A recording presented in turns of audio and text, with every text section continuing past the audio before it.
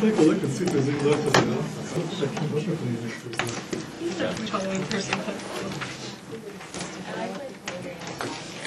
You actually I got another beat. we're going to. But there we go. It's not a chance. Yeah. Yeah. Yeah. So But I never. it'll push me to get that much better, but yeah. Which is good. We want some. Are you talking about the midterms? That I would wear it. Why did you? I think I'm like 5 minutes on it. So livid. I didn't sleep that night. I was so Yeah, I pissed. got like Why? a wig and I How'd you deal? Yeah, B plus, I said. Oh, no, sorry. Why were you upset at me? On the critical paper, I got 14.25 out of the 15 points. I got Yeah, and I worked just as hard, if not harder, on this midterm. I'm getting down, like, stating my case. And I'm just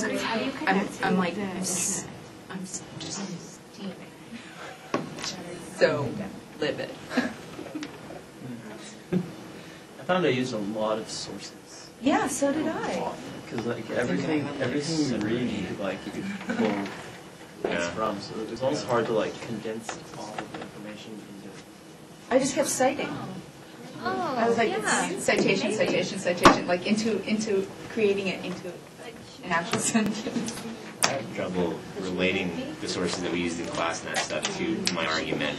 Like I was able to fit it in, but not as solidly as I would normally like. It made sense. I think it made sense. I problems with that on the second one. I'm really. But I kind of like stated my opinion and then just said, because I said the answer was no, because president shouldn't have this. Yeah. I'm really waiting to ask about that. I dropped it. So I called my dad at 11:30 last night. I got home late from being with him, but I knew he was late. I called him and I'm like, really? So instead I took a 500 test that I just got an A on. So that's finally I just did the opposite. I took another test. Yeah.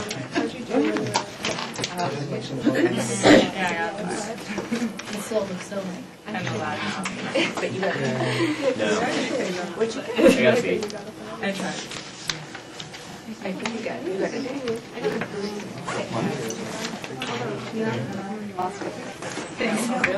Just do it.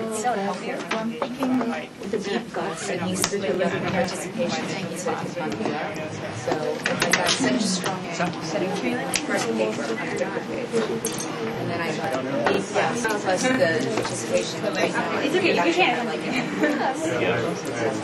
You should be able to actually. So poorly on the midterm. I'm like all panicking about the final.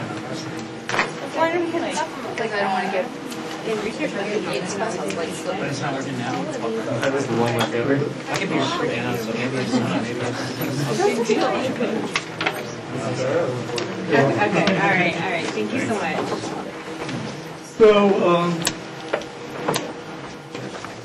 turns out that about a third of you think that I should be hauled into the DMV for testing before I go. That's pretty great. On a regular basis for the next several years. And up to half of you think I should either be brought in now or for the next couple of years.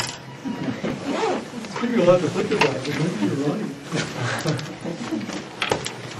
Actually, I do think about probably about half a dozen times a year I come close enough to an accident somewhere on the freeway that I think, another half a second reaction time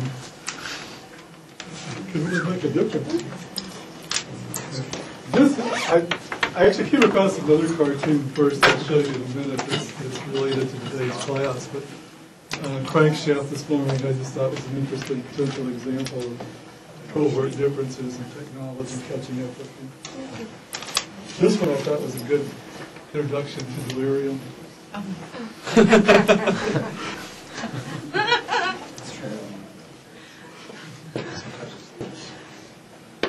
So,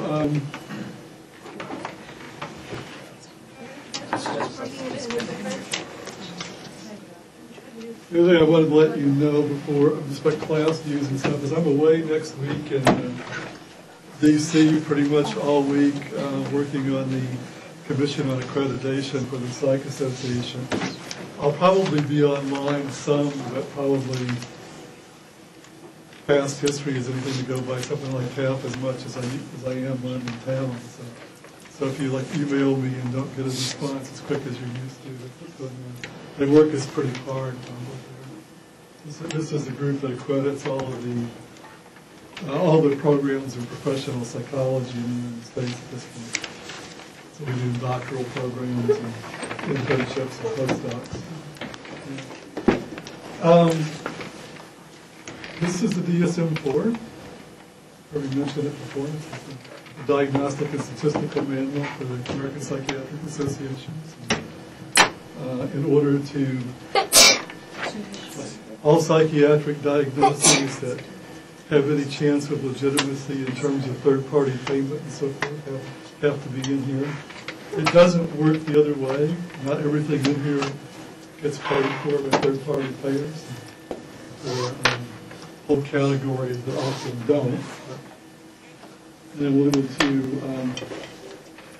show you what the topics were today.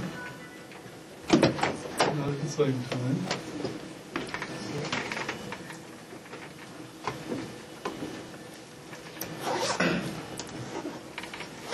So delirium state is a disturbance of consciousness, reduced clarity of awareness in the environment, reduced ability to focus, sustain, or shift attention. Psychiatrists often talk about this quality as being clear in the present moment, so that you're, regardless of whether you have any memory of where you were before you came to class today. If you're aware that you're in class and you can look around you and describe things and maintain a coherent conversation while you're here, you don't have a delirium. The change in cognition, which includes memory deficits, disorientation, language disturbance, are the development of perceptual disturbance. It's not better accounted for by an existing or evolving dementia.